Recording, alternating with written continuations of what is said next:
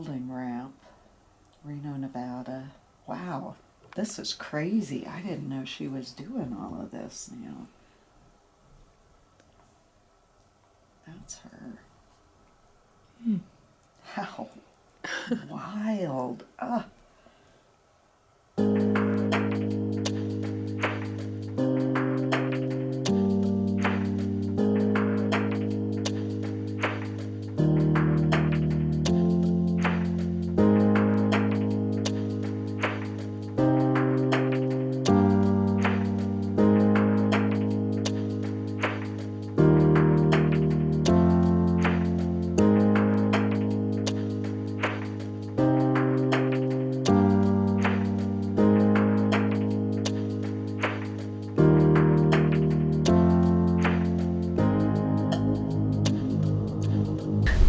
I have always enjoyed art, whether, making it myself in grade school or all along enjoyed art. I think of architecture as art as well. It's all in proportions and lines, and what makes a good piece of architecture has a lot to do with art and proportions. So as I said, I got my first piece when I was in college or just graduating from college, and started collecting a piece here and there that I loved. I lived in Washington, D.C. for a while. Well, first of all, I lived in San Antonio, Texas. So Day of the Dead art. Art was more vibrant, more creative. Down there, happened to work near a little gallery that was just wonderful, and ended up buying a piece from them out of school. I really started traveling more so probably 10 years plus out of college, and started picking things up here and there. But it's mostly been in the last 15 years that I've been able to travel internationally, and everywhere I've traveled, I've picked something up. I love going to flea markets or little art fairs and picking things up from artists on the street, which to me is a lot of fun, and some incredible work that's out there that doesn't have to come from an art gallery or a museum. So it's just kind of been the souvenir that I chose to bring home for myself. And then it's fun because when you have pieces of art around you that you love, it's like music or food or smells that take you back to a point in time, and a happy point in time when you can remember all of these different memories that happened while you were there.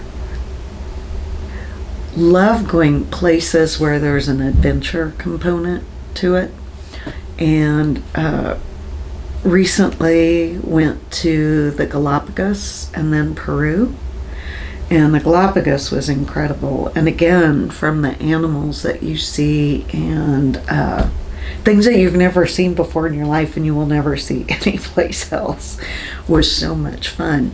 And snorkeling with penguins and little baby sharks, not penguins, little sharks, and sea lions, just incredible, plus all of the fish, and that was unbelievable.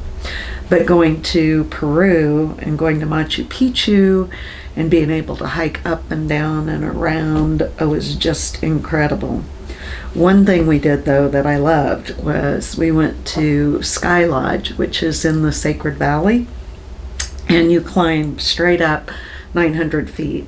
And essentially they've taken rebar and looped it into the side of the rock and mountain as you climb up. So you climb straight up the 900 feet, and then you stay in these clear capsules. You spend the night and sleep in those, and then you get to watch the sunrise over the Sacred Valley, and you're actually still crawling up. I say crawling, but inching up when the sun goes down. You finally get to where you have to turn on a light to wow. see where your next hand position would be. So that was a lot of fun, and then 7 zip lines down. In one place I want to go back really bad because I feel like I didn't have enough time there is Barcelona. Barcelona has a lot of Gaudi architecture, which I love. And I spent most of my time there just wandering through the parks and looking for his buildings. And so I really want to go back and see more there. Yeah. There was also an early Picasso museum there. Oh, really? With his very early works, and what a talented portrait painter he was when he was very young, and then how his whole work started to change over time. It's very interesting. One of my all-time favorite museums is the McNay in San Antonio, and they have a fairly contemporary collection. And I used to live right next door to it, so I could walk over anytime, and I loved that. When I lived in Washington, D.C., all of the museums being free and just being able to pick any exhibits you wanted to go to, I spent almost every weekend in a museum, so I loved having that opportunity. To me, it's visually appealing. I go to see things. I remember there was something I saw on TV. I didn't get to see this exhibit, but it was when the Guggenheim had antique cars in it. And it was very controversial over whether it was art or not. And I think they're just gorgeous. I mean, just absolutely gorgeous. I would have loved to have seen that exhibit because they're just beautiful. So to me, seeing beautiful things is inspiring. Telling you, somebody recently commented that my art was all textural. And it opened my eyes because I didn't realize that. I just knew it was everything that I liked. So it never crossed my mind. Yeah. And when I think about the art that I want to go back, that I want to do when I retire, I love collage. Collage is my favorite thing to do and favorite medium. And a lot of my things appear to be somewhat of a collage, or there are several pieces that are, or the way I rearrange photos or rearrange things. It's all a collage to me, and how it is aesthetically pleasing to my eye.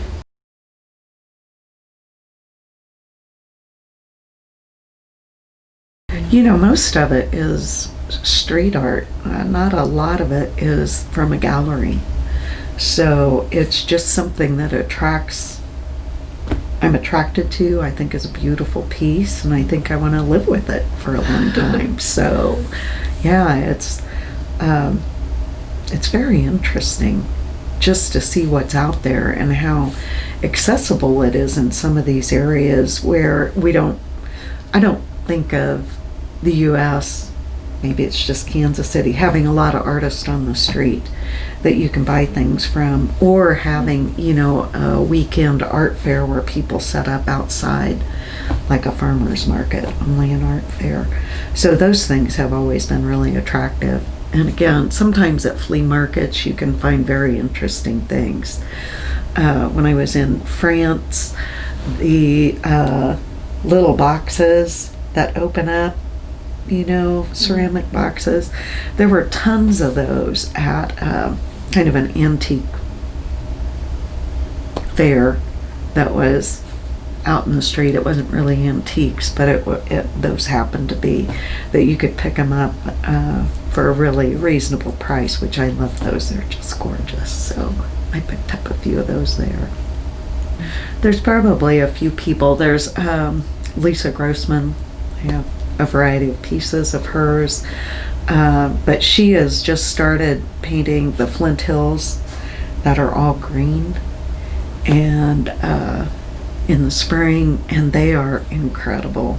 And I really want one of those. I just need to watch the one I wanted at the last gallery opening she had was already sold, and so I just need to watch for that. But otherwise, it really is just finding something that I like. Well, first off, when I was in high school, my counselor told me I would never make it as an architect. So, number one, don't let anybody tell you you can't do what you love and you're passionate about. It doesn't matter. And whenever you're passionate about something and want it, there's a will, there's a way. Don't give up because of cost of school or any other things that you feel are obstacles. Talk to people, work it out, and make it happen, because there is a way, generally speaking. One of the things that I think is most helpful if you are really almost wanting to go into anything is to be a good spokesperson, do debate, take speech, do all of those things. Communicating your thoughts and your ideas is one of the best ways for you to do well in any chosen profession. And art is, I think, the same way. You want to be able to talk about your work and share that with people, because they're going to be passionate about that. I guess in preparation, do all of the work, the classes, take the right thing. The interesting thing to me about art is that it's not only art classes, but I think there is a math component to it and a music component to it, and how all of those weave together. That would be something really interesting to check into, I think. I know it's there, but I haven't done a lot of research on it myself. And what was the other part of the question that I haven't answered yet? That was really good. Okay. That was really good. So, just any final thoughts that you'd want to give, artists or people who, just the why is art important? Why do we need it? It's beauty. Why is supporting the arts? It's beauty. And everybody needs beauty in their life. I mean, that's one thing about working on churches and those that believe in a sacred space, is because beauty is important to them, mystery is important to them, to create a space that changes with light from day to night, cloudy days, sunny days, it has an emotional impact on you. And art is the same way. You can really move somebody by the work that you do. And that is so cool. So cool. It's, we all need to be surrounded by beauty and natural light.